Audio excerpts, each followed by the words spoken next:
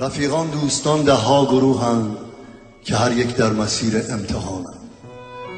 گروهی صورتک بر چهره دارند، به ظاهر دوست اما دشمنانند. گروهی وقت حاجت خاک بوسند ولی هنگام خدمتان نهانند. گروهی خیر و شر در فعلشان نیست، نه زحمت بخش و نه راحت رسانند.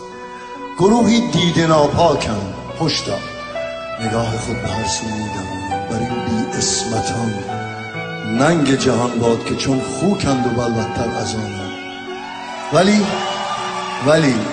ولی یاران همدل از ره لطف به هر حالت که باشد مهربانند. رفیقان را درون جان نگهدار که آنها پربهاتر از جهان.